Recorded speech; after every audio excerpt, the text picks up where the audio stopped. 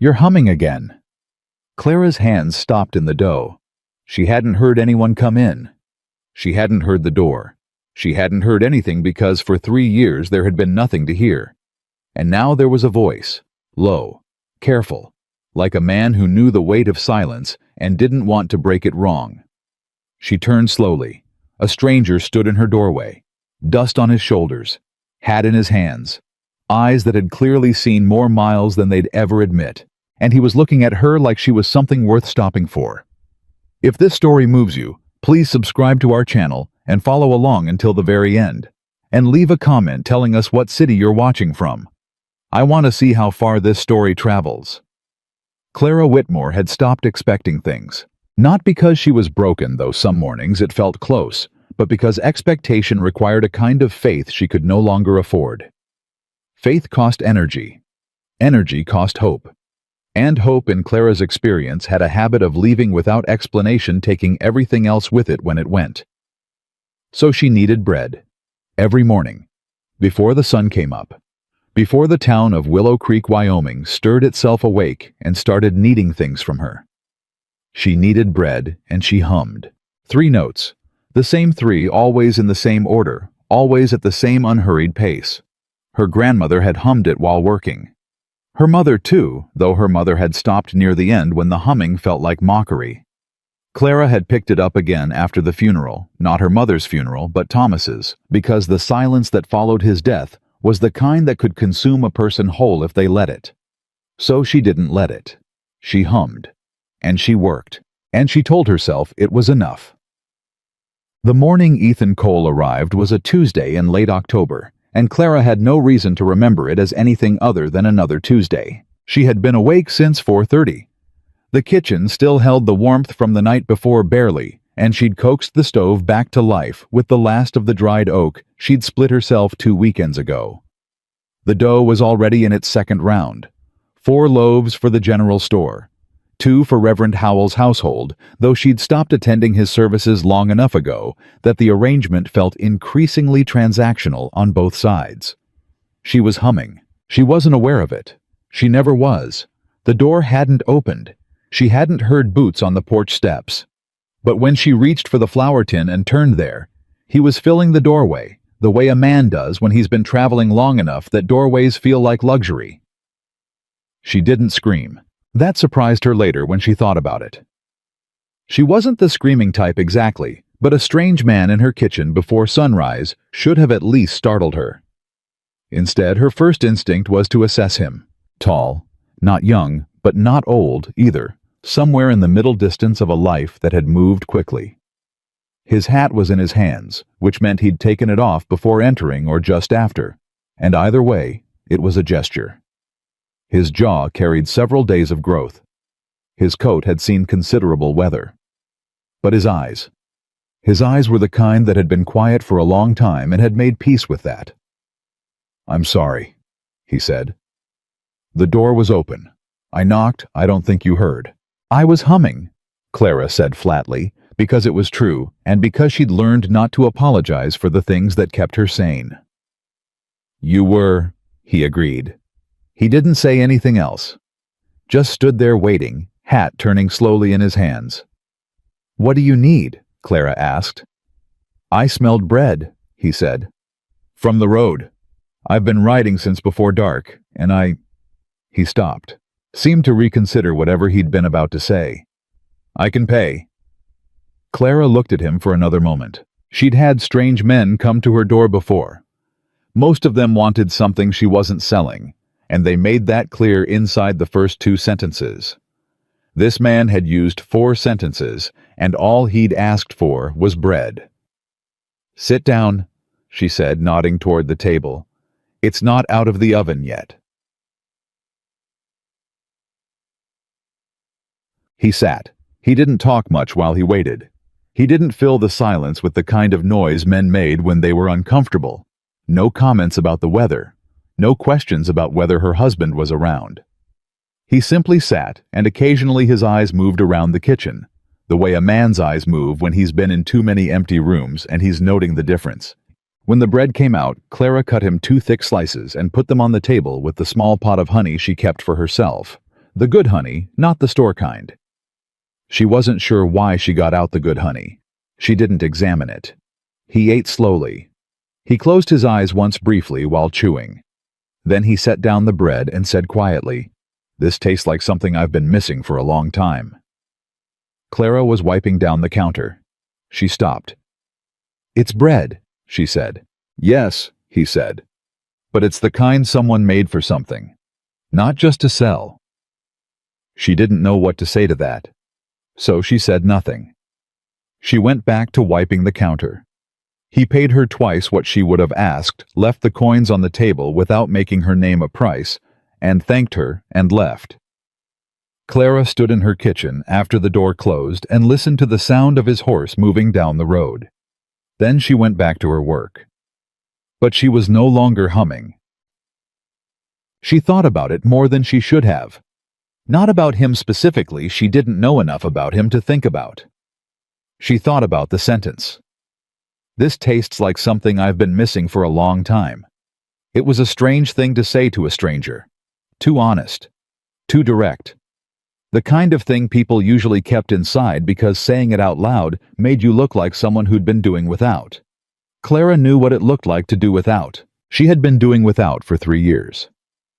Thomas Whitmore had died on a Wednesday in late January, which Clara always thought was a particularly unkind day to die. Not that any day was kind for it. But Wednesday felt unfinished, neither the beginning nor the end of anything, just the middle of a week that kept going without him. He'd gone quickly. That was what the doctor said, as if speed was a mercy, as if the speed of the thing had somehow spared her something. What it had actually spared her was the chance to prepare. One morning he was at breakfast, and the next morning he wasn't, and all that was left behind were debts she hadn't known existed and silence she hadn't known could be so loud. The ranch went first. She'd fought for it with everything she had, but Thomas had borrowed against it in ways she hadn't known about, and the bank hadn't been interested in her version of the story. Then the livestock. Then the larger pieces of furniture, the ones that had belonged to his family, which the lawyers said weren't technically hers to keep. What remained was the kitchen and the small parcel of land it sat on, which had come from her grandmother's side and had apparently been documented separately enough to survive. And her hands. And the recipe for bread that was so embedded in her memory she could make it in the dark if she had to. She had made it in the dark, more than once. He came back the following Tuesday. Clara heard the horse this time. She'd left the door closed since the first visit, a precaution she acknowledged to herself was somewhat belated, and when she opened it, he was standing on the porch with a bundle of firewood stacked under one arm like it weighed nothing. "I noticed your woodpile was getting low," he said. Clara looked at the wood, then at him. "I didn't ask for that," she said. "No," he agreed. "You didn't. I can put it back if you want." He said it without a trace of sarcasm, which meant she couldn't be angry at him for it. Which was somehow more irritating than if he'd been smug about it.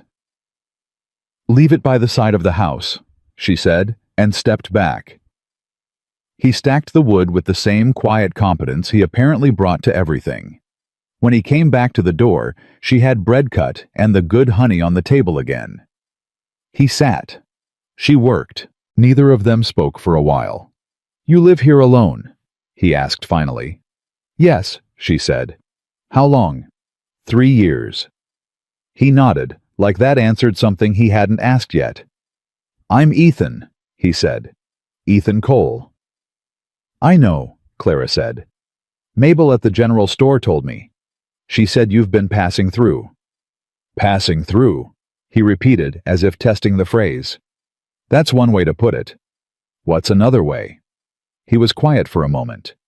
"Looking," he said. "For what?" "That," he said, "is a longer answer than I owe a woman I've only met twice." Clara found herself almost smiling. She turned before he could see it. "Bread's $1.50, she said. "Same as last time." He left $3 on the table. He came back the week after that. And the week after that. Clara stopped being surprised by it somewhere around the 4th visit.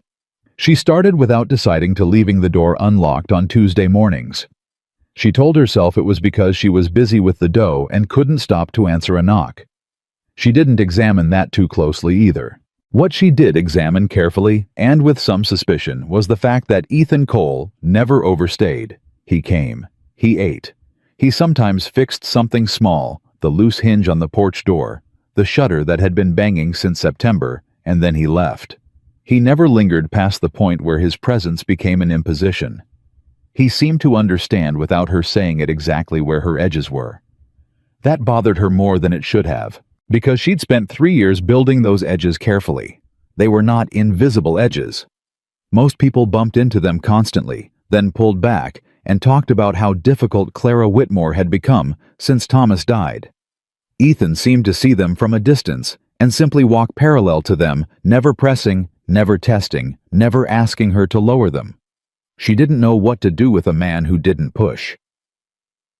"You were married," he said one Tuesday in November. Not a question. Clara was elbow deep in the second batch of dough. "3 years ago he died," she said. "I know. I'm sorry." "People keep saying that." "Does it help?" "No," she said. "But I know they mean something by it." "What helps?" he asked. She was quiet for a moment, kept working the dough. Then she said, "This. Bread. Routine," she said, knowing what comes next. Flour, then water, then the hands do what the hands know. There's no room for... She stopped. "For what?" "For the other thing," she said. He didn't ask her to name it. She appreciated that more than she could have explained. "I had a brother," Ethan said after a while. He used to say that. About routine. He said it was the only honest thing in a dishonest world. Smart man. He was. A pause. "He died too. Different circumstances." Clara looked at him, then really looked the way she'd been careful not to since the first morning. "I'm sorry," she said. He nodded. "I know," he said. "And I know you mean something by it." For the first time in a very long time, Clara laughed. It was small. Just a breath, really. But it surprised her so much that her hands stopped moving. Ethan was watching her with something careful in his expression. Not triumph. Not satisfaction. Just attention. The kind a person gave to something they were afraid of startling. "Your bread is burning," he said quietly. "It is not," she said, turning back slightly flushed. It was not burning, but it was close. The town started talking in December. Clara had expected it. She understood Willow Creek the way you understood a place you'd been watched by for years, not warmly but thoroughly. She knew which windows faced the road. She knew whose wife reported to whose husband and whose husband repeated it at the barber shop. She had survived their talk before when Thomas died, and people decided she was either to be pitied or suspected, and she had survived it by giving them nothing interesting to say. Ethan Cole was interesting to say. Margaret Perkins mentioned it first at the dry goods store in the way people mention things they've been preparing for days. "I see you've had a regular visitor, Clara," she said with the particular brightness of someone delivering a verdict dressed up as an observation. "I have a customer," Clara said. "He buys bread." "Every week." "Some people eat every week, Margaret." Margaret's mouth tightened. "People are talking about how it looks. Then people should get more to do," Clara said, and carried her flour to the counter. But the talk didn't stop. It rarely did. And Clara, who had become very good at not caring what Willow Creek thought of her, found herself caring just a little, not for her own sake, but for the possibility that Ethan might hear it and feel that he'd done something wrong by simply being present in her life without demanding anything in return. She decided without deciding that she would not let that happen. The morning everything shifted was the first Tuesday of the new year. Ethan arrived later than usual. Clara noticed it without looking at the clock the way you noticed weather changing before it arrived. He sat at the table and accepted the bread and didn't say anything for longer than usual. Then, "How long have you been on this land?" Clara looked at him. "Since my grandmother's time. the kitchen and the acre around it. Why, has anyone ever challenged the deed? Something moved through her, not quite alarm, but close. Why would they? She said slowly. Ethan looked up from his bread. His expression had changed. The careful quietness was still there, but underneath it was something with edges. I've been tracking someone, he said. A man involved in land manipulation, forged documents, legal fraud, the kind that's hard to see because it's buried in real paperwork. He paused. The trail has been leading me through this part of Wyoming for 6 weeks. Clara set down the cloth she'd been holding. You told me you were passing through, she said. I told you that was one way to put it. She remembered. Looking, he'd said. For something he hadn't been ready to name. What does my land have to do with what you're looking for? She asked. Probably nothing, he said, and then quieter. But I want to be sure it's nothing. Clara stood very still. In 3 years, no one had said I want to be sure about anything that concerned her. They had assumed. They had decided. They had told her how things were and invited her to accept it. This man was sitting in her kitchen telling her he was looking into something on her behalf before she'd even known to ask. She didn't know whether to be grateful or frightened. She realized slowly a little of both. What do you need? She asked. The same question she'd asked the first morning, but this time it meant something different. Ethan looked at her steadily. Do you have your grandmother's original land papers? He asked. The ones from when the property was first documented. Clara thought about the floorboards in the back room.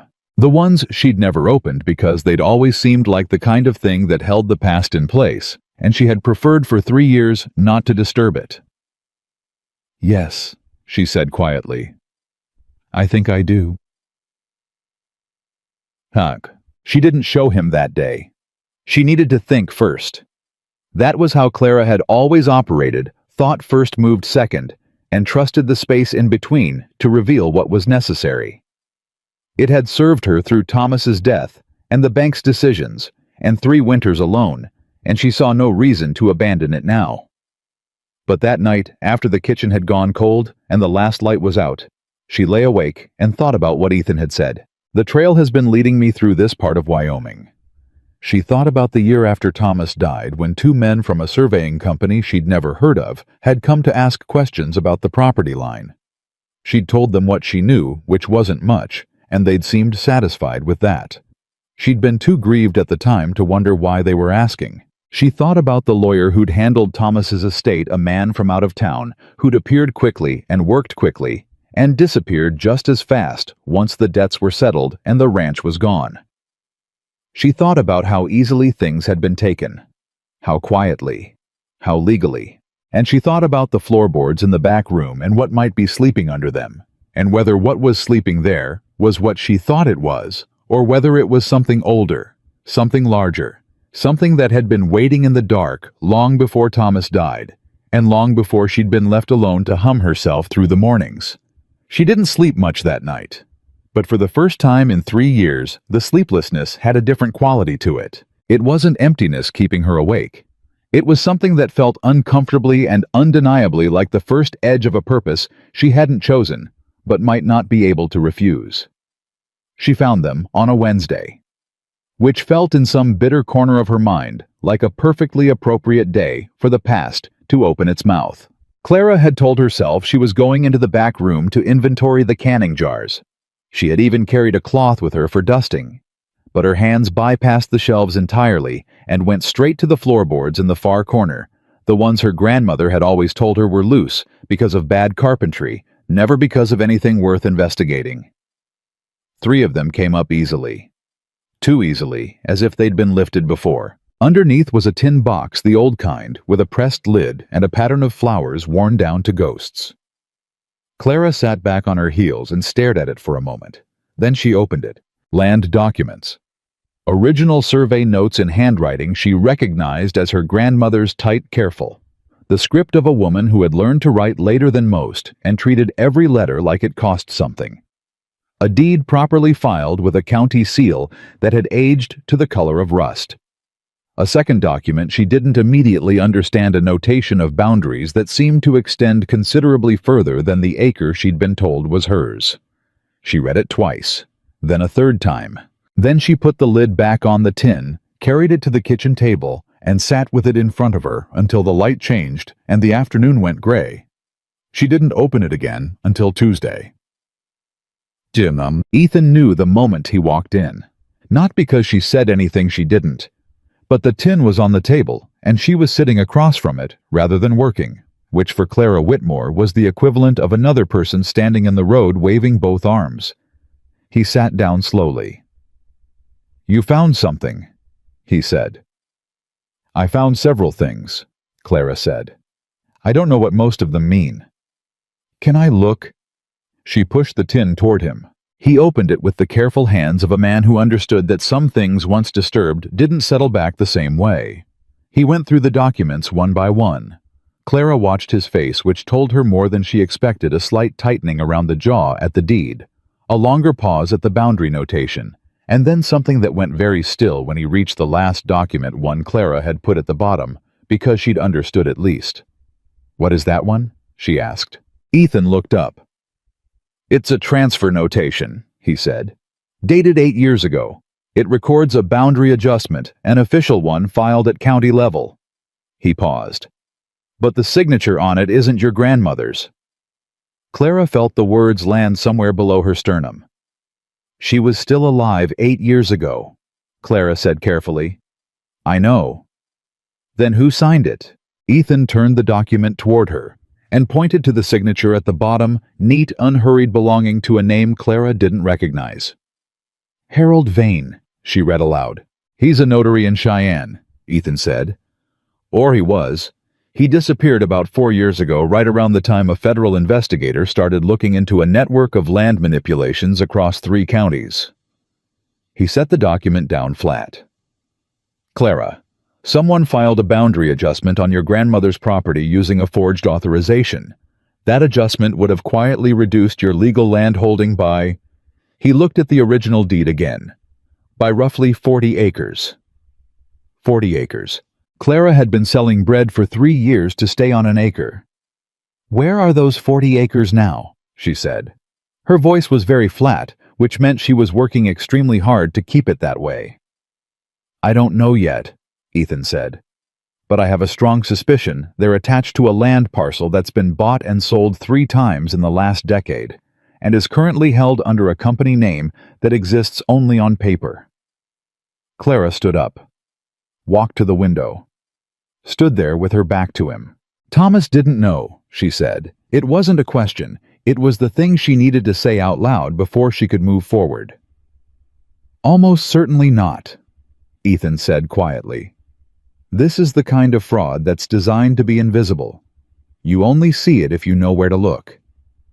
And you know where to look."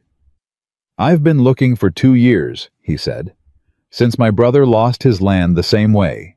Clara turned from the window. Ethan was watching her with that careful attention she'd come to recognize, the look of a man who understood the difference between supporting someone and crowding them. "Tell me about your brother," she said. "What?" His name had been Samuel. 3 years older than Ethan, which had always felt to Ethan like a significant advantage, not just in age, but in the kind of certainty Samuel carried. He'd homesteaded 60 miles east of Willow Creek, built his place up over a decade of hard work, and had been about to take on a second parcel of land when the paperwork arrived. The documents were official-looking.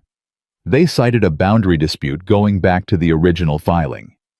They referenced a county adjustment that Samuel had never been notified of. And by the time Samuel had hired a lawyer and begun to understand what had happened to him, the land was already under a different name. The lawyer had been replaced by another one, and the man who'd originally sold him the property had left the state. Samuel had died 6 months later. The official cause was a fever that moved fast. But Ethan had been with him at the end, and what he'd seen was a man whose will to fight had simply run out before his lungs did. "I'm sorry," Clara said when he finished. "I know," Ethan said, "and I know you mean it." The echo of their earlier conversation sat between them for a moment, not uncomfortable. "Why didn't you tell me sooner?" she asked. "The first Tuesday you must have already been looking at this area." "I didn't know about your property specifically," he said. Not until the third or fourth visit when I started cross-referencing what I'd learned about the local land registry. A pause. And I wasn't sure how to say it. You could have just said it. I know, he said. He stopped, started again. I didn't want to bring more weight into a space that already had enough. Clara looked at him steadily. That's not your call to make, she said. No, he agreed. It wasn't. I'm sorry. She accepted that with a nod. Then, what do we do now? And Ethan, for the first time since she'd known him, smiled. Small and brief, and not at all performed. We go to Cheyenne, he said. The town had different ideas. It started the following Thursday, which was not even a Tuesday, which told Clara that Willow Creek's interest in her affairs had graduated from passive surveillance to something with a schedule. Reverend Howell came first, which surprised her less than it should have, since Howell had a long history of appearing whenever a woman in his congregation needed to be reminded of her position in the natural order of things. He arrived in the late morning with his hat on, and his expression already arranged into the particular configuration of someone delivering a verdict they'd been composing for weeks. He knocked. Clara answered. Clara, he said. I wonder if I might speak with you. You might, she said. You'll have to do it from the porch. He didn't like that, but he wasn't willing to make a scene about it, which was one of the only things she'd ever respected about him. He was too concerned with appearances to be openly rude. He stepped back slightly, repositioned his hat, and said, There is some concern among the congregation about the frequent visits of a man whose background and character are unknown. His name is Ethan Cole, Clara said. He buys bread. He has manners and a hat he remembers to remove. That's more character than some men I've known whose backgrounds were very well known. Reverend Howell's mouth tightened.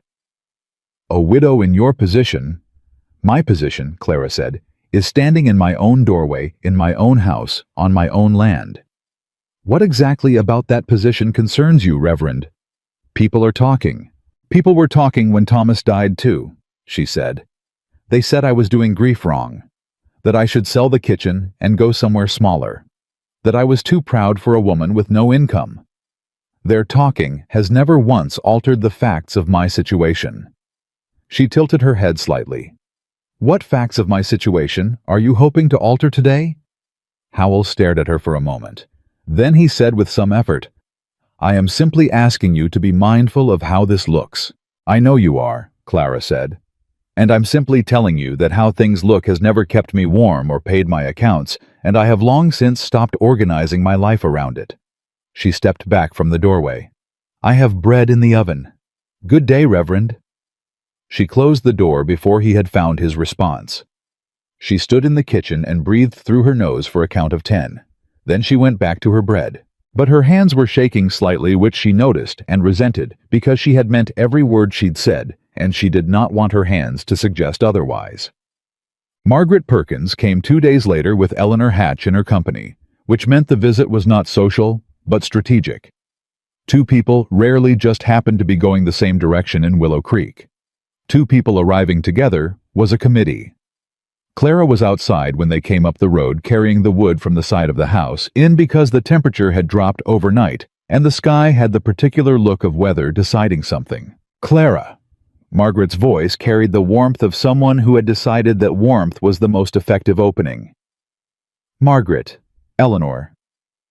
We were just passing, Eleanor said. You both live in the opposite direction, Clara said pleasantly. A beat of silence.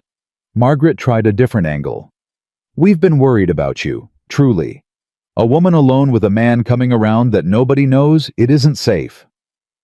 He fixes my hinges and buys my bread, Clara said. What about that concerns you? We don't know who he is, Eleanor said, or where he's from, or what he wants. He's from Colorado originally, Clara said. He's looking into land fraud that has affected this county for years. And what he wants, as far as I can tell, is bread and a place to sit without someone telling him how it looks. She picked up another piece of wood. I appreciate your concern. I genuinely do. But I need you to understand that your comfort with my choices is not something I require in order to make them. Margaret's expression shifted into something that had given up on warmth. Thomas would have... Thomas is gone, Clara said quietly. Not harshly. The way you stated the weather. I say that with all the love I had for him, which was considerable, he is gone. And the decisions about this house and this life are mine.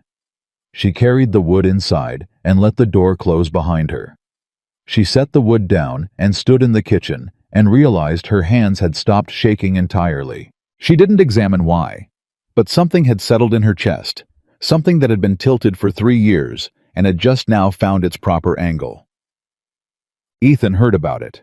She hadn't planned to tell him, but she also hadn't planned not to, and when he arrived the following Tuesday and asked, "Not how are you, but the more specific, more careful, has anyone been to see you this week?"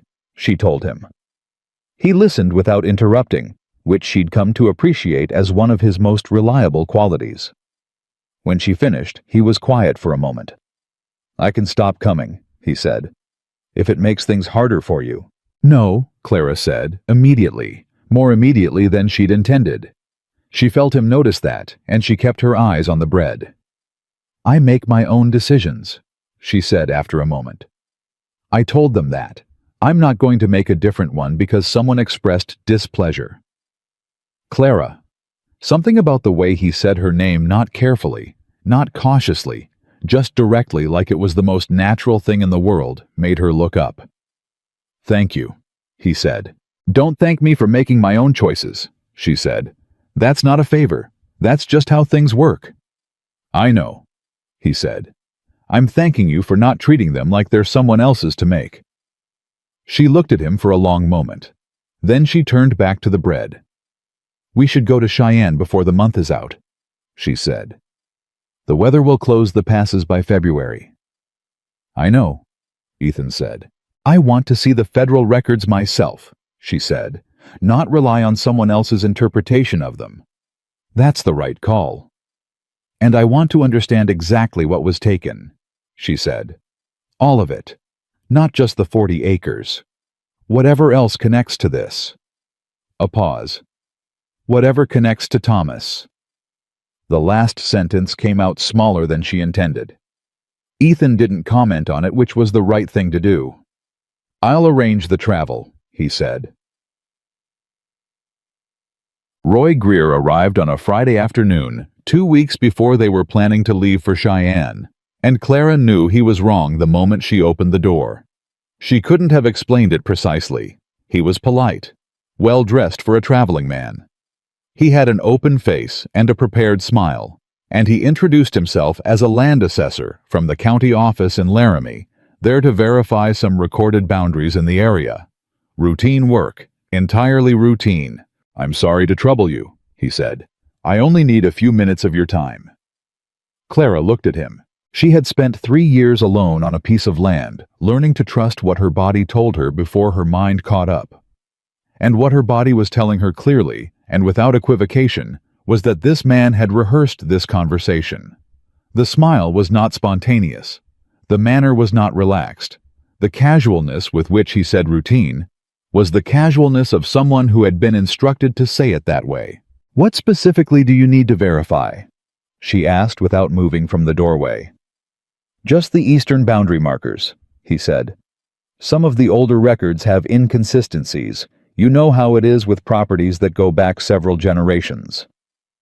"I know exactly how it is," Clara said. "What is your name again?" "Roy Greer." "And you're from the Laramie office?" "That's right." "I'll need to see your documentation," she said. "The official kind, with the county seal." The smile didn't waver, but something behind it did. Very slightly, very briefly, like a candle in a small wind. "Of course," he said, and reached into his coat. "I have my identification right." "Not your identification," Clara said. "Your work order. The official document authorizing this specific property assessment on this specific date." She looked at him pleasantly. "Surely the county office sent you with one." A pause, longer than it should have been. "I'll need to retrieve that from my saddlebag," he said. "I'll wait here," Clara said. He walked back toward his horse. Clara watched him the whole time. He opened the saddlebag. He spent more time looking through it than a man who had a document in it would need. Then he turned back. "I seem to have left the formal paperwork at the office," he said. His smile was different now. Still polite, but the preparation had shifted to something more careful. "I can come back. Please do," Clara said, "with the documentation and the name of the supervisor who sent you." She tilted her head. "I'll be happy to cooperate with any legitimate county assessment." She closed the door. She went directly to the window and watched him until he was out of sight down the road. Then she sat down at the table, and the shaking she'd suppressed at the door moved through her hands all at once, fast and cold and necessary. Roy Greer had come for a reason. He hadn't come from the county office. And he had been asking specifically about the eastern boundary markers, which were, she now understood with a clarity that felt like cold water. Exactly the boundary markers connected to the 40 acres that had been quietly stolen from her grandmother's land. They knew she had the documents, or they suspected she might. And somebody had sent a polished, smiling man to find out how much she knew before she knew enough to do something about it. She stood up, crossed the kitchen, took the tin box from its place under the floorboard where she'd returned it after Tuesday, because some instinct had told her not to leave it on the table, not to leave it anywhere visible, not yet, and held it against her chest for a moment. Then she put it back, replaced the boards, and went to write Ethan a letter telling him they needed to leave for Cheyenne sooner than planned. She wasn't frightened, or rather, she was, but it was the kind of fear that had direction. And Clara had learned over 3 years of surviving things alone that fear with direction was just another word for purpose. She picked up her pen. Her hands were completely steady. Ethan read the letter twice. Then he saddled his horse and rode to Clara's kitchen in the dark. She heard him coming. She'd been awake anyway, sitting at the table with a cold cup of coffee, and the particular alertness of a person whose mind had refused to stand down for the night. When his knock came 3 measured raps, she was already at the door. "Roy Greer," he said before she could speak. "You know the name." "I know the name." He came inside and took the chair he always took, and for a moment just looked at the table. "He works for a man named Douglas Hale. Hale runs a land holding company out of Denver. It exists on paper as a legitimate investment firm, but it's been acquiring parcels through exactly the method I've been tracing. Forged adjustments, falsified notary records. Legal enough on the surface to survive a casual review." He looked up. "Roy Greer is not an assessor. He's a surveyor of a different kind. He goes ahead of the acquisition and confirms what's worth taking." Clara sat down across from him. "He came to confirm the eastern boundary," she said. "He came to confirm you don't know what you have," Ethan said.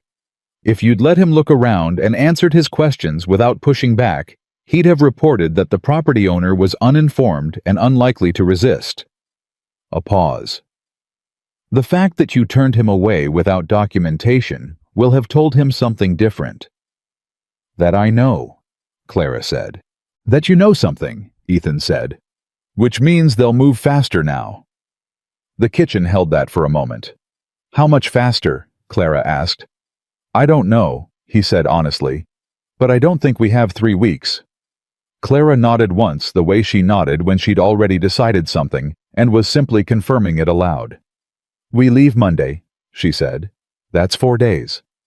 "I know how to count," she said. "Is Monday soon enough?" Ethan looked at her. "Monday is fine," he said. "Good." She stood and went to the stove to heat the coffee. "Then sit down properly and tell me everything you know about Douglas Hale."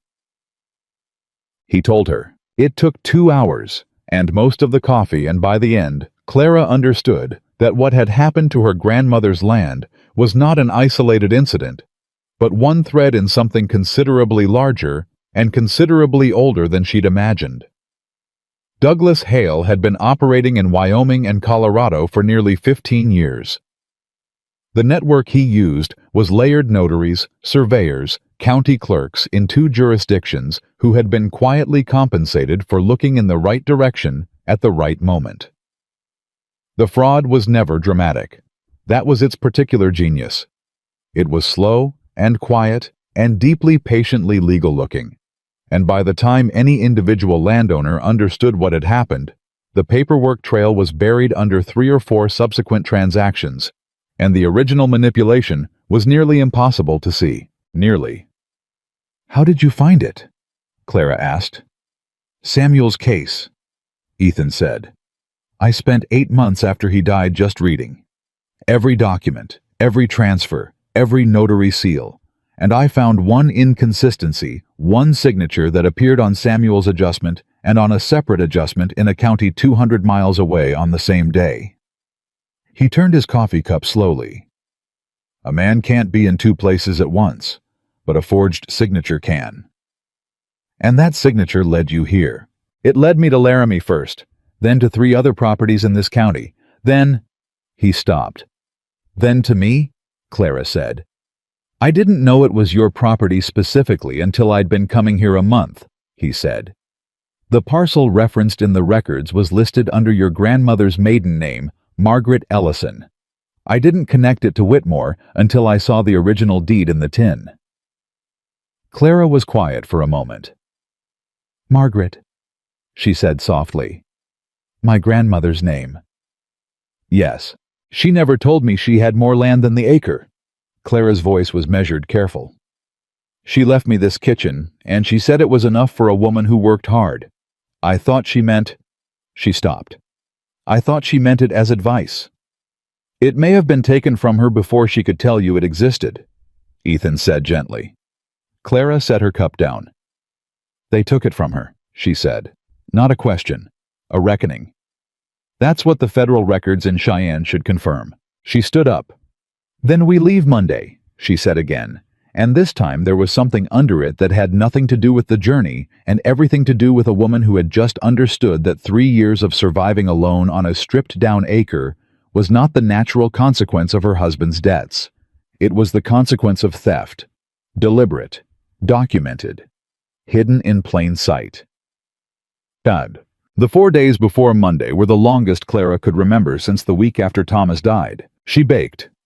She packed the tin box carefully in the bottom of her traveling bag, wrapped in cloth beneath everything else. She told no one she was leaving except Mrs. Adler, 2 doors down, who she trusted to collect the bread orders she'd had to decline, and to tell anyone who came asking that Clara had gone to visit a cousin in Laramie. The cousin didn't exist, but Mrs. Adler was the kind of woman who understood that sometimes a story was a door you closed to keep the cold out, and she'd nodded without questions. On Saturday, Roy Greer came back. Clara saw him from the window before he reached the porch. She recognized the horse and the particular unhurried pace of a man who had decided his second approach would be warmer and more patient than his first. She stepped away from the window, stood in the center of the kitchen, and breathed. Then she opened the door before he could knock. "Mr. Greer," she said. He had a different smile this time. Less polished, more conciliatory, like he'd practiced a softer version overnight. "Mrs. Whitmore, I wanted to apologize for the confusion last week. I realized I'd made a poor impression and I—" "Did you bring the documentation?" Clara said. "The county office is—" "Then I have nothing for you," she said.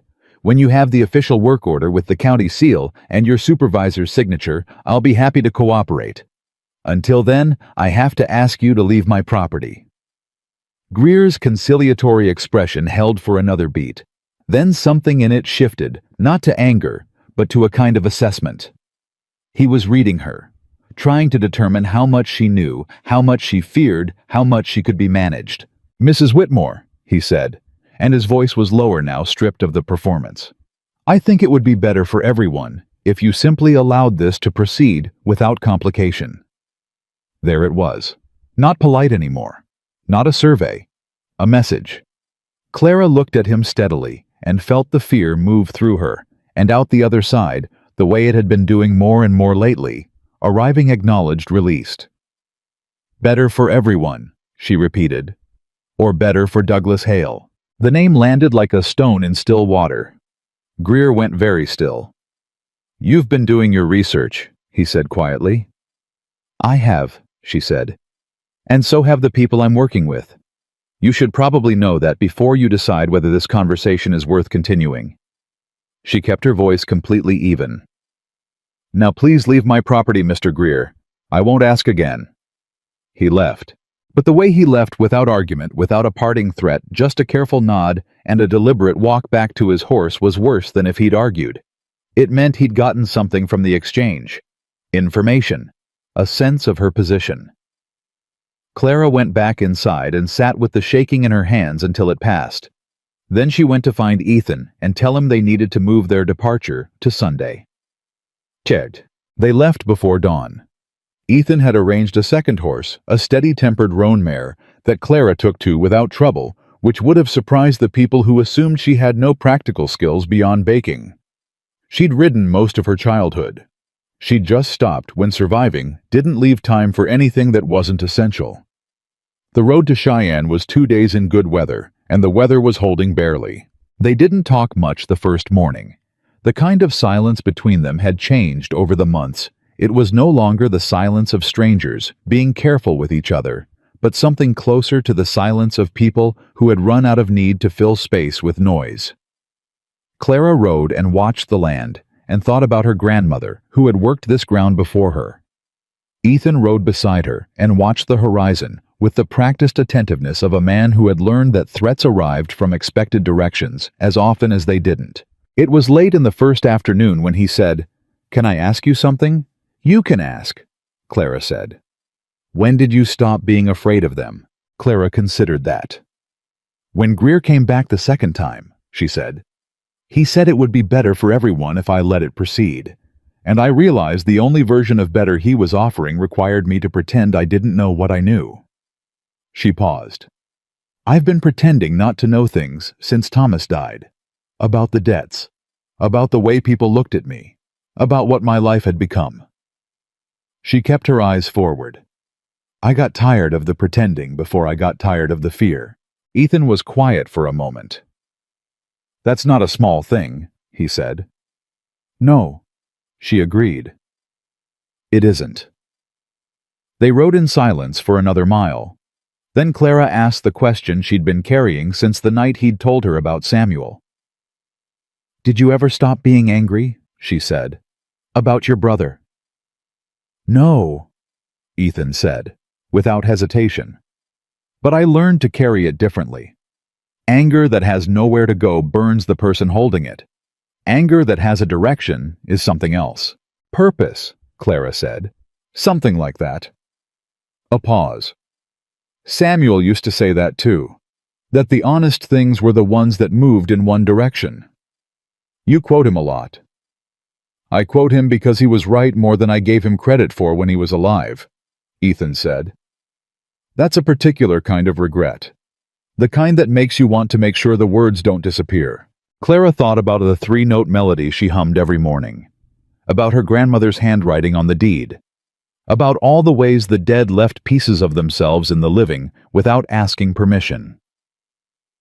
"I understand that," she said quietly. They made camp that night at a way station Ethan knew, and it was there over a fire that had more warmth than light that Ethan spread out the documentation he'd been accumulating for 2 years and walked Clara through all of it. She was a quick study.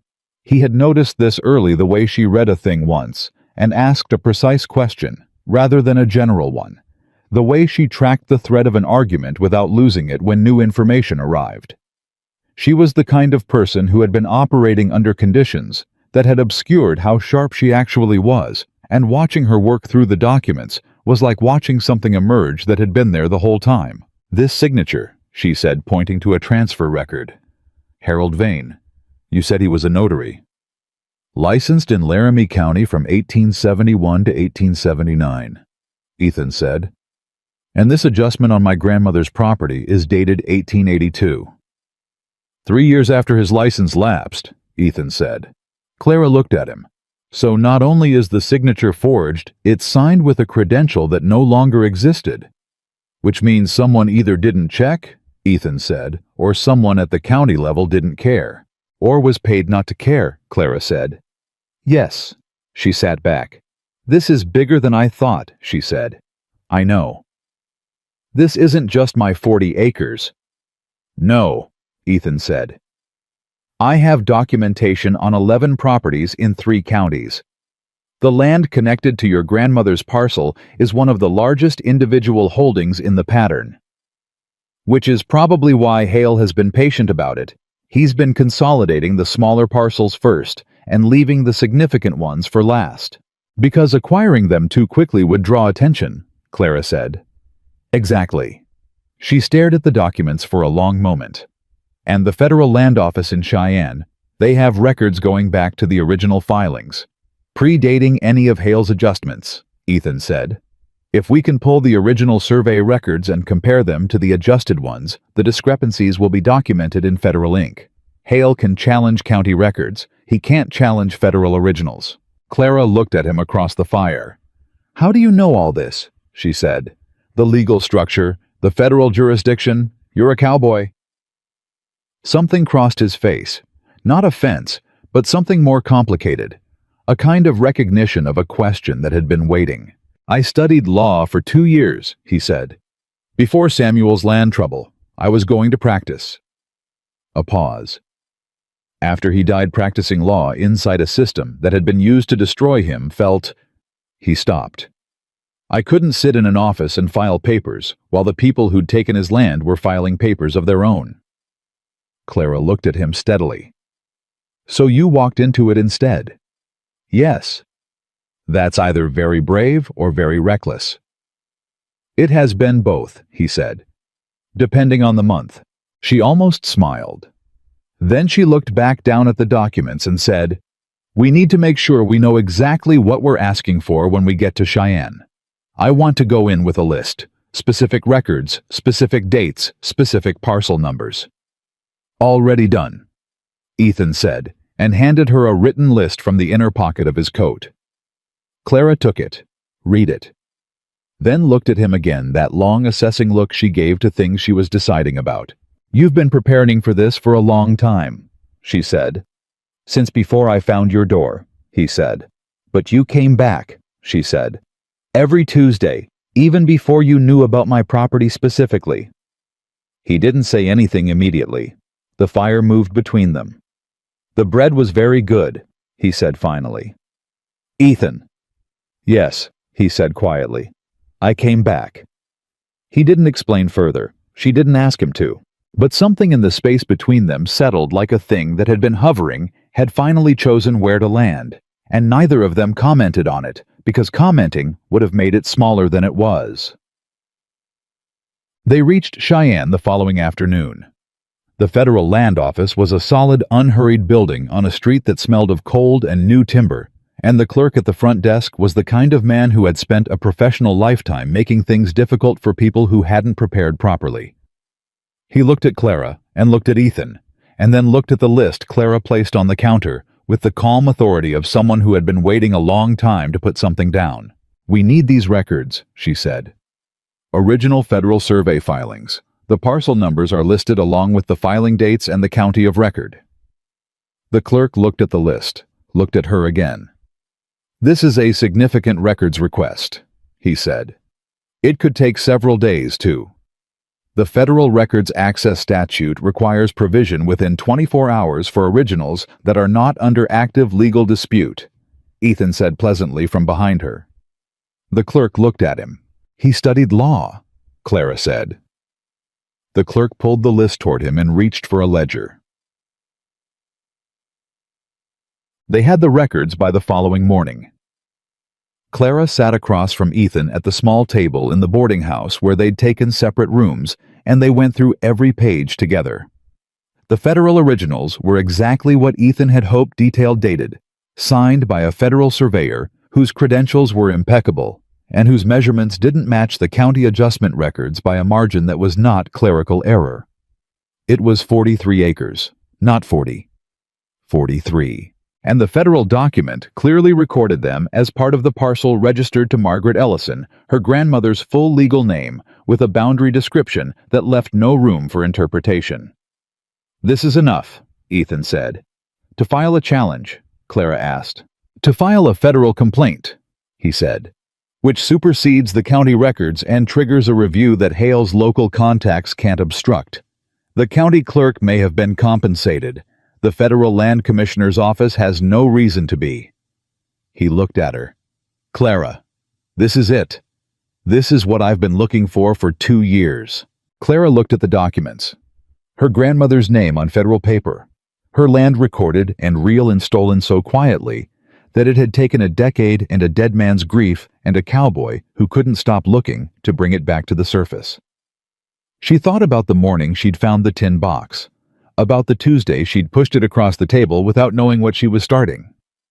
How long will the federal complaint process take? She asked. Months, Ethan said. Possibly longer. Hale will contest it, he has lawyers, and he'll use them. But a federal challenge is a different kind of fight than a county dispute. The weight is on his side to prove the adjustment was legitimate, not on yours to prove it wasn't. He paused. You'll need legal representation in Cheyenne. I know a lawyer, Clara said. Ethan looked at her. He's sitting across the table from me, she said. A beat of silence. Clara, Ethan said slowly, I didn't finish my training. You know the statute that governs federal records access, she said. You built the case that got us here. You've been doing this work for 2 years without a credential, and you've done it correctly. She held his gaze. I'm not asking you to stand up in court. I'm asking you to help me understand what I'm signing before I sign it. Ethan was quiet for a long moment. That I can do, he said finally. Good, Clara said. Then let's start. She pulled the first document toward her and picked up the pen the boarding house had left with the ink pot, and she began writing down everything she understood and everything she still needed to. And Ethan sat beside her and answered every question she asked, and neither of them mentioned the fact that this was the first time in years they had sat side by side rather than across from each other. Some distances, once they closed, didn't need to be named. They simply became the new measurement of a life that had started quietly and without announcement to rearrange itself around something other than survival. The federal complaint was filed on a Thursday morning in a room that smelled of old paper and authority, and Clara signed her name to it with the same steadiness she brought to everything that mattered. The clerk who received it was different from the one who'd pulled the records older, with the particular bearing of a man who had processed enough significant documents to recognize one when it arrived. He read the first page, turned to the second, and then looked at Clara over the top of it with an expression that was not surprise exactly, but something adjacent to attention. This is a substantial claim, he said. It's a correct one, Clara said. He looked at Ethan briefly, then back at her as if recalibrating who was directing this. The review process will take a minimum of 90 days, he said. The opposing party will be notified and given 30 days to respond. I understand, Clara said. When Douglas Hale is notified, will his name appear on the public record? The clerk hesitated slightly. The complaint and the named parties become part of the federal record, yes. Good, Clara said. She picked up her copy of the filed complaint, folded it exactly once, and placed it in her bag next to the tin box. Outside, Ethan fell into step beside her without a word.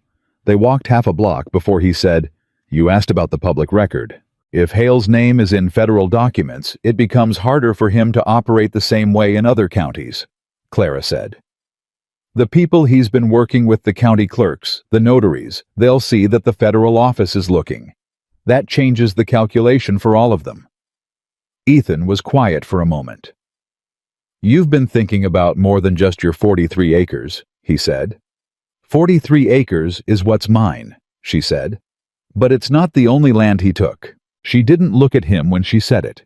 She kept walking. But she felt him adjust beside her, a slight change in pace, a settling the way a person settled when they understood something they hadn't expected to understand. Samuel's land, he said, is in those 11 properties you documented, she said. I read through your records at the boarding house last night. She finally looked at him. His parcel is listed. If the federal complaint on mine succeeds, the precedent applies. Ethan stopped walking. Clara stopped too. He looked at her with an expression she couldn't fully read, not because it was closed, but because it held too many things at once. Something that had been tight in him for 2 years had shifted, and the shifting was visible, and it was not a small thing to witness. "You didn't have to do that," he said. "I know," she said.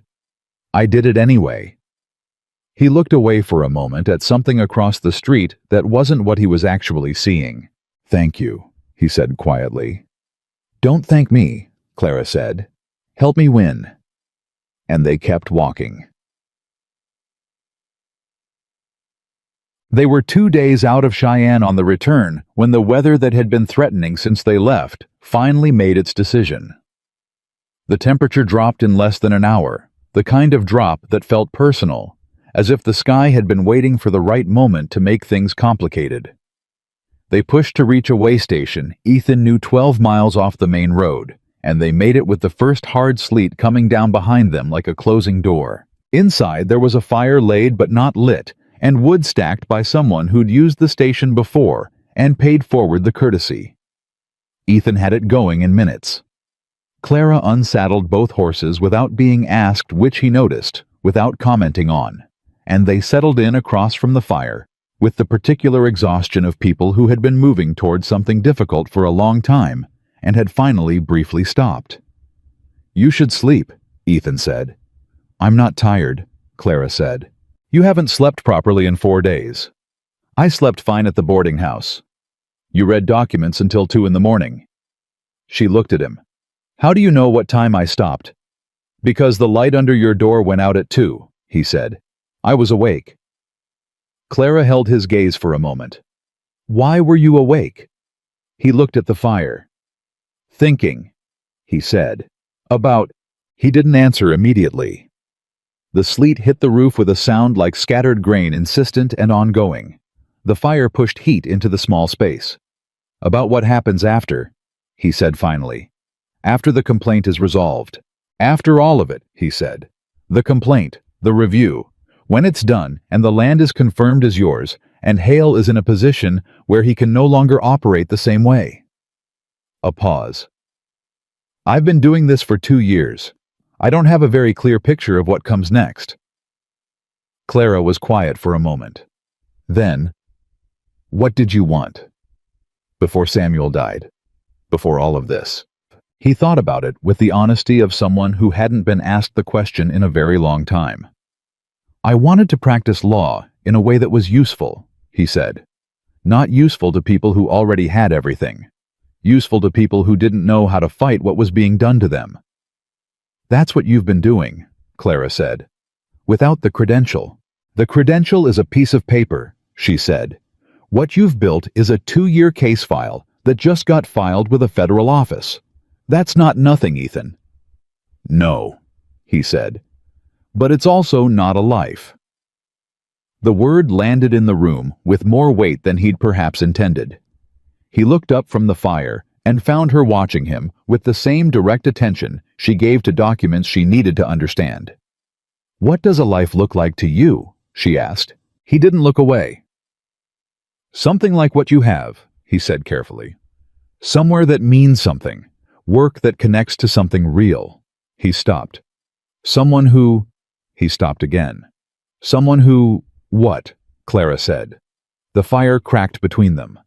"Someone who doesn't leave when it gets complicated," he said. Clara held his gaze for a long moment. The sleet kept on. The fire kept on. The world outside was cold and difficult and completely indifferent to the 2 people sitting inside it, figuring out what they were saying to each other. "I don't leave," Clara said. "I have never left a thing in my life. Things have left me." "I know," Ethan said. "I need you to understand that," she said. "Because I'm—" She stopped. Tried again. "I haven't let myself want things for 3 years. Not real things. Not things that could be taken away again." She looked at the fire rather than at him. "That's a hard habit to break." "I know," he said again, softer this time. "But I'm working on it," she said. Neither of them said anything else for a while, but something had been named that hadn't been named before, and naming it even incompletely meant it now existed in the space between them with the same quiet permanence as everything else they'd built over Tuesday mornings and bread and a tin box of old documents.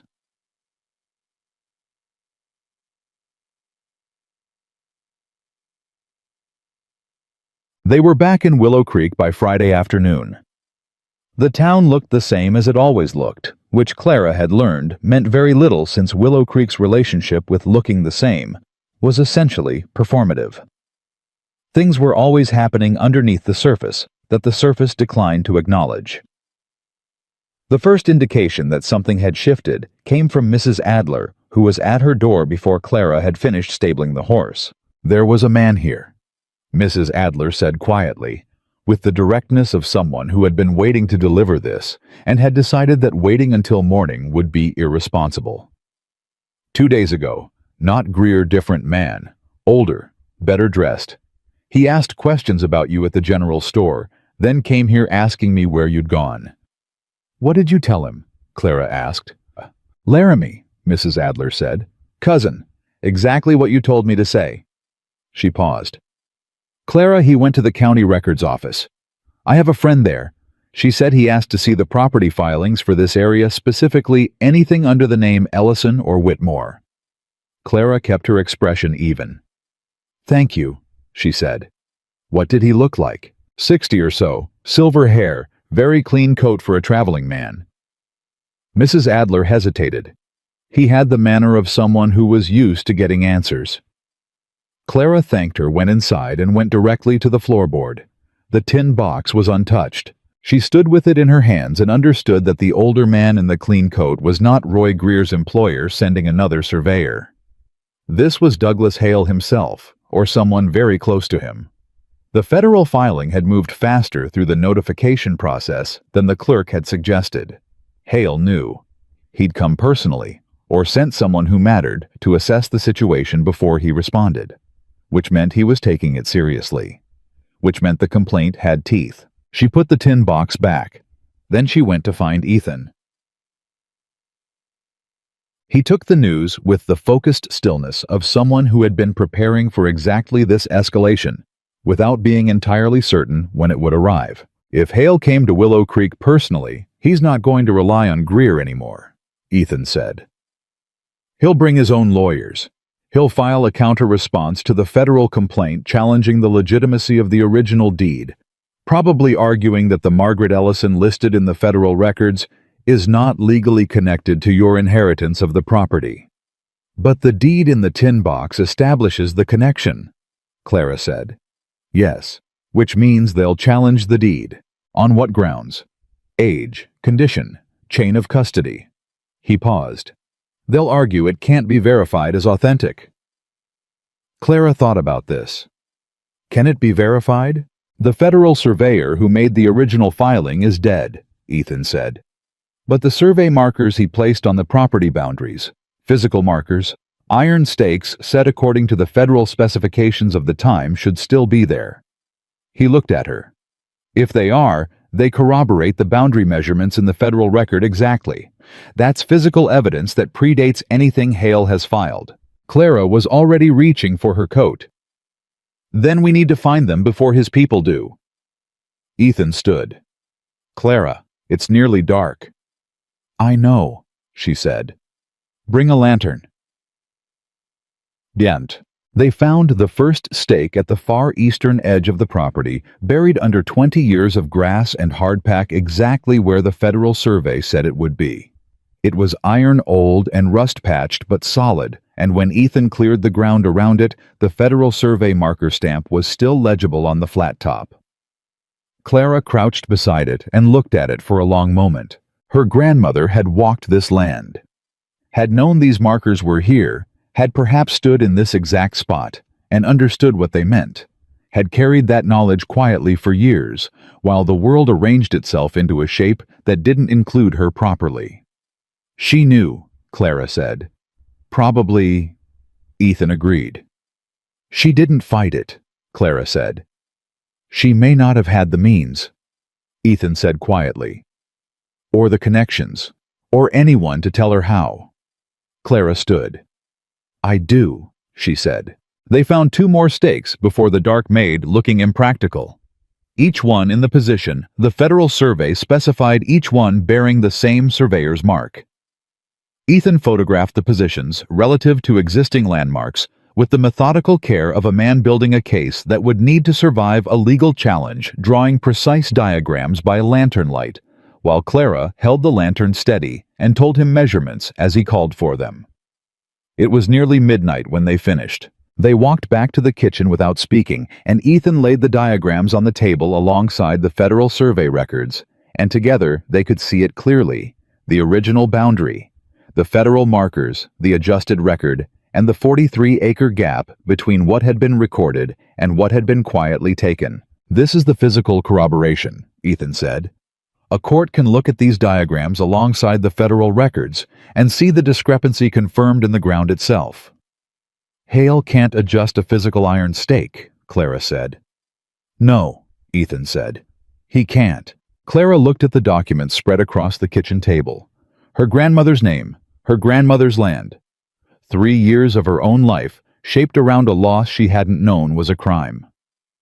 She thought about the morning she'd found the tin box, and the feeling she'd had of something waiting to be disturbed. It had waited a long time, but it had waited. "What happens now?" she asked. "I file a supplemental submission to the federal complaint," Ethan said. "Physical evidence, survey marker locations with coordinates, the diagrams." He paused. "It strengthens the case significantly. Hale's lawyers will have a much harder time arguing the deed is unverifiable when there are iron stakes in the ground that match the federal record exactly. How long until the review?" "With the supplemental evidence they may expedite," Ethan said. 6 weeks, possibly less." Clara nodded. She started stacking the documents carefully, the way she did everything with the particular attention of someone who understood that order was not aesthetic but protective. Then she stopped. There was a document at the bottom of Ethan's stack that she hadn't seen before. A single page handwritten with a different quality of paper than the federal records. She picked it up. "Ethan," she said. "What is this?" He looked at it. His expression changed. "Where was that?" he said. "Bottom of your stack." He took it from her carefully, and she watched him read it with the focus he brought to things that mattered, and she watched his expression move through something she couldn't entirely track. Recognition. Then something older and quieter, and then a stillness that was different from his usual stillness. "What is it?" she said. He set it on the table. It was a letter. Handwritten on the letterhead of a law firm in Denver, a firm she didn't recognize, dated 3 weeks ago. Addressed not to Ethan Cole, but to a name she'd never heard: Ethan Cole Hargrove. She looked at him. "Hargrove," she said slowly. He didn't look away. "My mother's family name," he said. "My full legal name. I stopped using it after Samuel died because—" He stopped. "Because why?" He was quiet for a moment. "Because Hargrove is the name on a land trust that Samuel and I were both named in," he said. "Our grandfather's land in Colorado. It was the original holding that Douglas Hale's network targeted before they moved into Wyoming." He looked at the letter. "This is from a lawyer who has been trying to reach me for 3 weeks. Apparently the land trust has been reactivated." Clara looked at the letter, at him, back at the letter. "Ethan," she said carefully, "how much land is in the trust?" He was quiet for a long moment. 400 acres, he said. "Outside Denver. Our grandfather filed it federally in 1868. Clara sat down. 400 acres. The kind of holding that changed what a man was fighting for. The kind that made 2 years of traveling and investigating and arriving at a widow's kitchen before sunrise look entirely different in retrospect, not the work of a man with nothing but of a man who had lost something enormous and had been tracking it ever since. "You didn't tell me," she said. "I didn't know about the reactivation until now," he said. "The trust itself, yes, I've known about it, but it's been tied up in the same network of manipulation that affected Samuel's smaller parcel. I didn't think it was relevant to—" "It's relevant," Clara said. "I know," he said. She looked at him across the table. The documents, the lantern, the kitchen that had been hers, and the land outside that had been her grandmother's, and the man sitting across from her, who was apparently not the uncomplicated drifting cowboy she'd opened her door to in October. "Tell me," she said. "All of it. from the beginning. And Ethan Cole Hargrove put his hands flat on the table and told her everything he'd been carrying since before he'd ever smelled bread from the road. He talked until the lantern needed refilling. Clara let him. She didn't interrupt, didn't ask clarifying questions, didn't do anything except listen with the full patient attention she gave to things she intended to understand completely before she responded. Ethan had learned by now that her silence was not absence, it was the most active thing about her. The Hargrove Land Trust had been established by his grandfather, a man named William Hargrove, who had come to Colorado in 1861 with $200 and a surveyor's eye, and had built 400 acres of productive land over 20 years of careful, unglamorous work. William had died in 1884, leaving the trust jointly to his two grandsons, Ethan and Samuel, with the condition that neither could sell without the other's agreement. It was meant as protection. A way of ensuring the land stayed in the family, regardless of what happened to either one of them individually. What William Hargrove had not anticipated was Douglas Hale. The trust had been targeted in 1888, the same year Samuel's smaller parcel had been adjusted. The method was the same. A forged boundary modification, a lapsed notary credential, a county clerk who had been persuaded to process it without scrutiny. But because the trust was jointly held and federally registered, the manipulation had been harder to complete quietly. Hale's people had managed to cloud the title, attaching enough competing documentation to make the trust effectively unusable, but they hadn't been able to transfer it cleanly. It had sat in legal suspension for 2 years, untouchable by either side, while Ethan traced the network that had created the problem. The lawyer's letter changed that. A federal land examiner named Carroll, one of 3 investigators the land commissioner's office had quietly assigned to review suspicious boundary adjustments across 3 states, had found the Hargrove Trust in his review and flagged it as part of the same pattern Ethan had been documenting. Carroll had cleared the title cloud through federal authority 3 weeks ago. The trust was legally active again. It was Ethan's, all 400 acres. "Why didn't the lawyer find you sooner?" Clara asked when he finished. "I've been moving," Ethan said. "No fixed address for 2 years. Letters don't follow a man on horseback very reliably." "The letter found you here," Clara said. "Because I've been here long enough," he said quietly. Clara looked at the letter on the table, then at him. "You came to Willow Creek following a land fraud trail," she said. "You found my kitchen. You found my grandmother's documents. And the entire time you were helping me fight for 43 acres, you had 400 of your own sitting in legal suspension in Colorado." "Yes," he said. "That bothers me," she said. "I know," he said. "I should have told you sooner. The trust felt theoretical, locked up in paperwork I couldn't access. Yours was real and present, and someone was actively moving against it." He paused. "I told myself I was prioritizing correctly." "You were also protecting yourself," Clara said. "Not accusatory, just accurate." He didn't deny it. "Yes," he said. "If I'd told you about the trust early on, you might have decided I was here for reasons that had nothing to do with you. Were you—" "At first," he said honestly, "the trail led here. Your property was connected to the pattern. I came because of the work." He looked at her steadily. "I kept coming back because of you." The kitchen held that for a long moment. Clara looked at her hands on the table, then out the window at a darkness that would in a few hours give way to another Tuesday morning, then back at him. "I believe you," she said. "You do. A man who came here only for the work would have told me about the documents the first week," she said. "He'd have gotten what he needed and moved on. You brought firewood. You fixed my hinges." She paused. "You came back every Tuesday for 4 months and never once asked for more than you were offered." Ethan was quiet. "That's not the behavior of a man running a strategy," Clara said. "That's the behavior of a man who found somewhere he didn't want to leave." He looked at her with the expression she'd first noticed that October morning, the careful attention of someone trying not to startle something worth keeping. "Clara," he said. "Don't say something careful," she said. "Say what's true." He took a breath. "I don't want to leave," he said. "I've known that for longer than I've said it. And I know what I'm asking when I say it, and I know your life is not a simple thing to ask to be part of.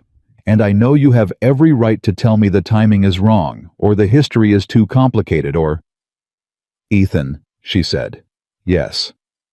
"Stop talking," she said, "and help me figure out what we do in the morning." He stopped, and then carefully, slowly, not pushing past it, he smiled. And it was not the small, brief smile she'd seen once or twice before. It was the real one, the one underneath the one that changed his entire face. "The morning," he said. "There's still a legal fight ahead," Clara said briskly, but her voice had a different quality to it now. Warmer, settled, like something that had decided. The federal complaint, Hale's response, the supplemental evidence. And now the trust reactivation. Carol's review may actually connect directly to our complaint and accelerate the timeline. "It might," Ethan said, pulling himself back to the work with visible effort. "If Carol has already cleared the Hargrove title using the same evidentiary framework we used for your complaint, the federal office has essentially validated the methodology twice. That's significant precedent." "Then we write to Carol tomorrow," Clara said. "Directly. We introduce the complaints as related cases and ask for a consolidated review." Ethan looked at her. "That's a sound legal strategy. I learned from someone who studied law for 2 years, she said. He almost laughed. And that too was the real thing, unguarded and sudden and belonging to a man who had spent 2 years with very little to laugh about. "Sleep," Clara said, standing. "You can have the chair by the stove. I'll get you a blanket." "Clara, the weather hasn't improved and your boarding house is on the other side of town," she said. "Don't make it complicated." He didn't make it complicated. She woke before dawn the way she always did, and for a moment in the darkness before full consciousness, she was simply a woman waking in her kitchen with bread to make and a day to begin. Then she heard him breathing slow and even from the chair by the stove, and the last 4 months settled back into place around her, like something she'd put down briefly and picked up again. She started the fire quietly, got the dough going, and somewhere in the middle of the second knead she realized she was humming. The 3-note melody. Her grandmother's melody. Moving through the kitchen the same way it always had, unhurried, a little worn at the edges, completely itself. Ethan woke when the bread smell reached him. She heard him shift in the chair, heard the long exhale of a man coming back from real sleep, probably the first he'd had in days. "You're humming," he said. "I know," Clara said. She kept working. The letter to Carol went out that morning, and his response came back in 9 days, which was fast enough to tell them that Carol had been waiting for exactly this kind of connection. He had been tracking Douglas Hale's network independently for 14 months. He had documentation on 17 properties across Colorado and Wyoming. The Hargrove Trust had been his clearest case. The evidence of manipulation was almost transparently documented once the title cloud was cleared, but he'd needed a corroborating complaint from another affected party to justify escalating to a full federal investigation, rather than a property-by-property review. Clara's complaint was that corroboration. "He's been waiting for us," Clara said, reading Carol's letter at the kitchen table on a Tuesday morning with Ethan across from her and bread in the oven. "He's been waiting for someone," Ethan said. "We found him." "Or he found us," Clara said. "The notification process, when we filed the complaint, the federal office flagged it internally. Carol would have seen it inside 48 hours. That's why Hale moved fast," Ethan said. "He knew the complaint would trigger a review. He came to Willow Creek to assess whether you could be managed before it escalated." "He misjudged," Clara said. "Thoroughly," Ethan agreed. She set Carol's letter down and picked up her coffee. "He wants us in Cheyenne again," she said. "In 3 weeks. There'll be a formal proceeding, not a full trial, but a federal review hearing. Both complaints presented together. Hale's lawyers will be there." "I know," Ethan said. "Are you ready for that?" Clara looked at him. "Are you?" "I've been ready for 2 years," he said. "Then we both are," she said, and went back to her bread. What? Douglas Hale's lawyers were exactly what Ethan had predicted: three men from Denver, well-dressed and well-prepared, carrying the particular confidence of people accustomed to winning through volume and complexity.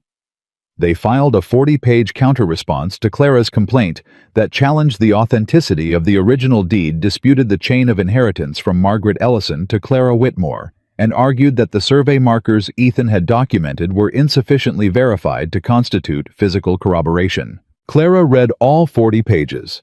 It took her one evening. When she finished, she set it down and said, "They're not disputing the forgery." Ethan looked up. "No," he said. "They're disputing your right to be the one who benefits from proving it."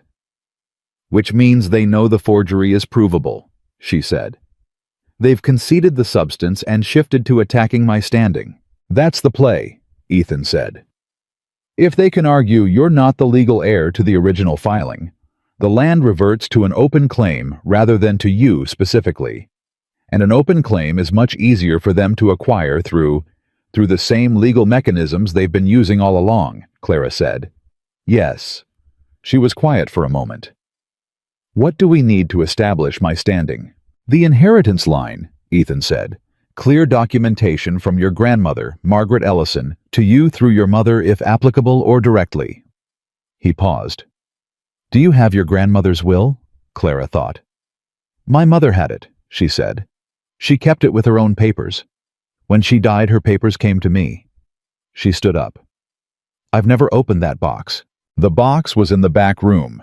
It had been there since her mother's death 8 years ago, and Clara had carried it through 3 moves and a marriage and a widowing without ever untying the twine around it, because some griefs were better left in the shape they arrived in. She untied it now. Her grandmother's will was the third document from the top. It named Clara's mother as primary heir, and in a second clause that Clara read twice before she allowed herself to believe it, named Clara herself as secondary beneficiary to all land holdings in the event her mother predeceased the settlement of the estate. Her mother had died before the estate was ever properly settled, which meant the land had passed directly to Clara by the terms of her grandmother's own will. She carried the will to the kitchen table and put it down in front of Ethan without saying anything. He read it. Then he sat back. "That's your standing," he said. "That's my standing," Clara said. "Clara." He looked at her with an intensity she'd learned to recognize as the version of him that didn't have a careful layer over it. "They have nothing. The forgery is documented. The physical markers are documented. The federal original confirms the boundary. And now you have a direct testamentary line from Margaret Ellison to you." He shook his head slightly. "There is no version of this hearing where Hale's lawyers walk out with what they came for." Clara sat down slowly. She'd been moving so fast for so long since the tin box, since Greer's first visit since Cheyenne, that she hadn't allowed herself to sit with the possibility of winning. Winning had felt like a destination she could only approach from a distance, something to aim at without counting on. But now, with the will on the table, and Carol's support, and the physical markers, and the federal records, and 2 years of Ethan's careful, relentless documentation, she could feel the shape of it. Not certain. Nothing was certain until it was done. But real. "We're going to win," she said. Not a question, not a boast, just a woman stating the weight of the evidence. "Yes," Ethan said. "We are." Neg. The hearing was on a cold Tuesday in March, which felt to Clara like the most appropriate day for it. Tuesday was the day things had started after all. The day a stranger had come to her door with dust on his shoulders and hunger for something he hadn't been able to name. The federal hearing room in Cheyenne held perhaps 30 people. Carol and his assistant at one table. Hale's 3 lawyers at another. A federal land examiner named Judge Prescott at the front, who had the bearing of a man who had seen every variety of land dispute Wyoming had to offer, and had been bored by most of them. Douglas Hale was there in person. Clara had not expected that. She'd built a picture of him from documents and second-hand accounts.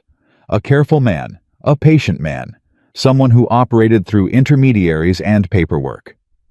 The man who sat at the far end of his lawyer's table was in his 60s, silver-haired with the contained alertness of someone who had been powerful long enough to have forgotten what it felt like not to be. He looked at Clara when she came in. She looked back. She didn't look away first. Ethan, walking beside her, said nothing, but shifted slightly, just a degree, just enough so that his shoulder was closer to hers. She appreciated that. Hale's lawyers went first as the responding party. They were thorough. They questioned the age of the original deed, the legibility of the survey markers, the reliability of federal records that predated the current filing system. They presented their 40 pages with the practiced fluency of men being paid by the hour, and they were good at what they did. Clara listened to every word and watched Judge Prescott's face, and understood within the first 20 minutes that the judge was not impressed. Not because the arguments were bad. They weren't. But because Prescott was a man who had been doing this long enough to hear the difference between an argument that was making a case and an argument that was filling space while hoping the other side had nothing. He was waiting to see what Clara had. Carroll presented the federal evidence first. His own 14 months of documentation, the Hargrove Trust reactivation, the pattern across 17 properties. He was precise and unemotional, and his documentation was impeccable. Hale's lead lawyer objected 3 times. Prescott overruled all 3. Then it was Clara's turn. She had not planned to speak. Ethan had prepared her presentation in the proper legal format, and Carroll had offered to present it as part of his case. But when Prescott looked at her and said, "Mrs. Whitmore, would you like to address the examiner directly?" something in Clara decided that this was not a moment to let someone else's voice carry her words.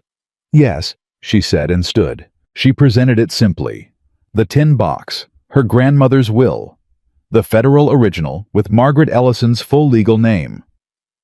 The survey markers in the ground coordinates documented matching the federal survey to within the margin of measurement error standard for the 1870s.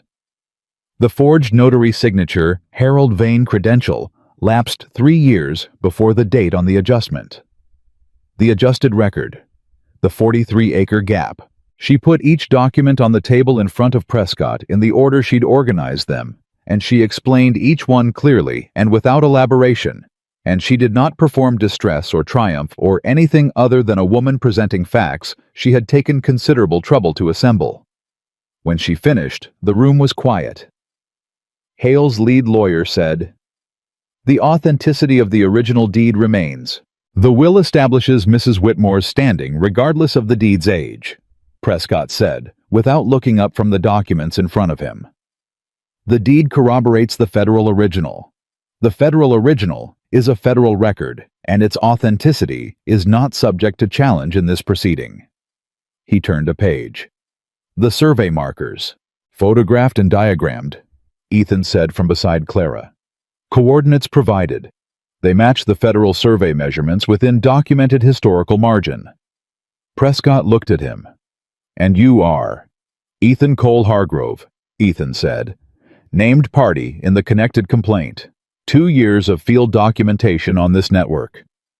Prescott looked at him for a moment longer than strictly necessary. Then he looked back at the documents.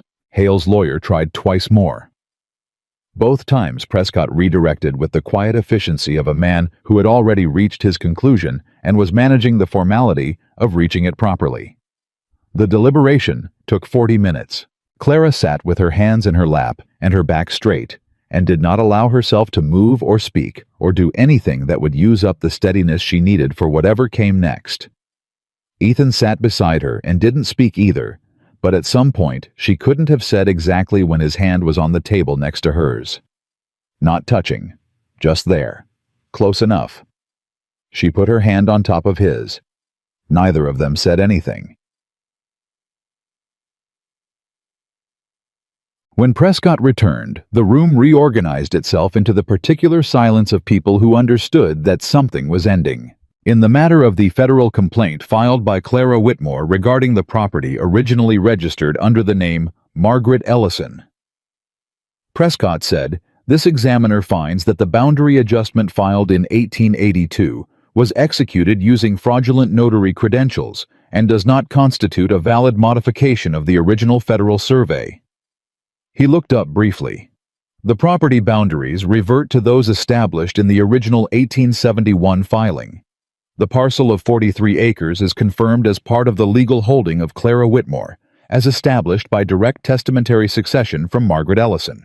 He said several more things regarding Carol's broader investigation, regarding the referral of Douglas Hale's network to federal prosecution regarding the 11 other properties whose complaints would be reviewed under the same evidentiary standard.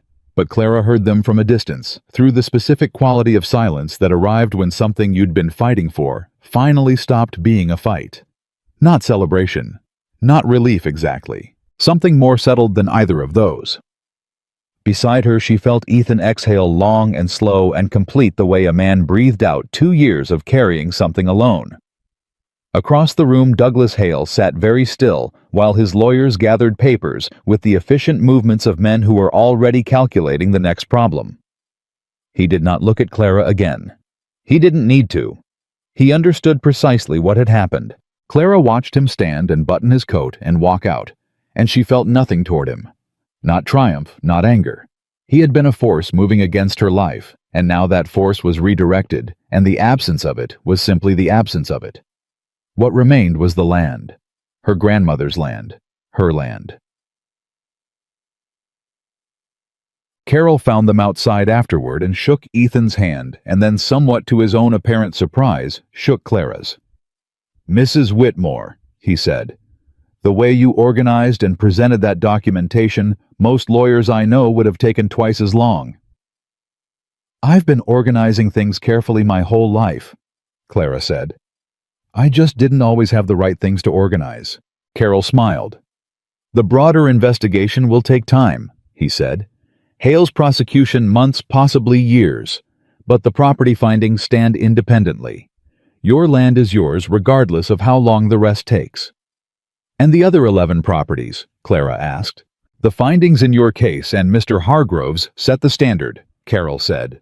"Each of those landowners will have the same evidentiary pathway. It won't be automatic, but it won't be impossible either." He paused. "Some of them have been waiting a long time." "So had I," Clara said. "See that they don't wait longer than necessary." Carol nodded with the expression of a man who had been given an instruction he intended to follow. They rode back to Willow Creek in weather that had finally grudgingly begun to relent, the particular shift of late winter in Wyoming when the cold doesn't leave, but the hardness goes out of it, and you start to remember that the ground thaws eventually. They were quiet for the long time. Not the careful quiet of the early months, and not the watchful quiet of the road to Cheyenne the first time. This was the quiet of two people who had run out of things to prove to each other and found the resulting space surprisingly comfortable. About an hour out from Willow Creek, Clara said, "The trust reactivation. Carol cleared your title." "Yes," Ethan said. 400 acres in Colorado." "Yes." She rode for a moment. "What are you going to do with it?" He considered this honestly, the way he considered things he'd been carrying long enough that they'd become part of his weight rather than separate from it. "I thought about selling it," he said, "after Samuel died. But selling felt like finishing what Hale started." He paused. "And then I thought about working it, but working it alone felt—" He stopped. "Quiet," Clara said. "Yes," he said. "Too quiet." She looked straight ahead. "Colorado is a long way from Wyoming," she said. "It is," he agreed. "My land is here," she said. "My grandmother's land. 43 acres is not a small thing to walk away from." "No," he said, "it isn't. But a kitchen and 43 acres is also not." She stopped, started again. "It's enough for one person," she said carefully. "It might be thin for two."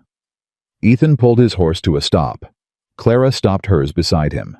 They were in the open flat land in every direction, the sky enormous and pale and indifferent and beautiful in the way that land was beautiful when you had just spent weeks fighting to keep your piece of it. "The trust land is 400 acres, Ethan said. "Your 43 are documented and federally confirmed. They're separate parcels, but nothing prevents them from being worked by the same people. He looked at her. If those people had reason to move between Wyoming and Colorado, that would depend on the people, Clara said. It would, he agreed. She looked at him for a long moment. The serious, steady look she gave to things she was deciding permanently. I'm not romantic about it, she said. I want you to know that. I'm not a woman who needs... I know what you need. Ethan said quietly. You need someone who doesn't require you to be smaller than you are, who works beside you rather than ahead of you, who doesn't leave when it gets complicated. Yes, Clara said. Then we agree, he said. That's not a proposal, Clara said. No, he said. It's a statement of terms. He looked at her steadily. The proposal, if you want one, comes when we're home and there's bread in the oven and you're humming. Something moved across Clara's face, not quite a smile, but the thing that lived underneath one. The thing she'd been keeping in reserve for 3 years, against the possibility that she might someday need it again. That could be arranged, she said. They rode the rest of the way to Willow Creek without speaking, and it was the best kind of silence Clara had known in a very long time. The first Tuesday back, she made bread before dawn. She didn't know when he would come. He'd gone to the boarding house the night before, and she hadn't suggested otherwise, because some things required their proper sequence. She kneaded the dough and fed the stove and let the kitchen fill with warmth the way it always had, and she waited for the morning to arrive at its own pace. She was humming. The 3 notes, the ones her grandmother had given her mother and her mother had given her. Moving through the kitchen the same way they always did, unhurried, worn smooth with use, completely and stubbornly alive. She heard the horse. She heard the boots on the porch steps. Both of them this time heard properly because she was listening for them. The knock came. 3 measured raps. She didn't move from the dough immediately. Let it come once more. Clara, his voice said. Door's open, she said. He came in. She kept her hands in the dough, her back to him, the melody still turning quietly in the kitchen. You're humming, he said. I know, she said. She heard him cross the floor. Pull out his chair. Sit. She heard the familiar sounds of him settling into the space that had become over 4 months of Tuesday mornings, the space that fit him, his coat over the chair back, his hat on the table, the slight shift of a man who had come in from the cold and felt the warmth claim him. This feels like home, he said softly. Clara kept working the dough. I know, she said. It is. She was not surviving anymore. She was not waiting for life to arrive, or bracing for it to leave, or pretending the empty spaces weren't shaped like things she'd lost. She was here, in her kitchen, on her land, with her grandmother's melody in her chest and 43 acres beneath her feet, and a man at her table who had found her by following the smell of bread down a road and had stayed because he recognized before she did that what was in this kitchen was worth staying for. Clara Whitmore had stopped surviving the morning she understood that what she'd built in silence was not a small life. It was the foundation of a real one, and she was finally ready to live in it.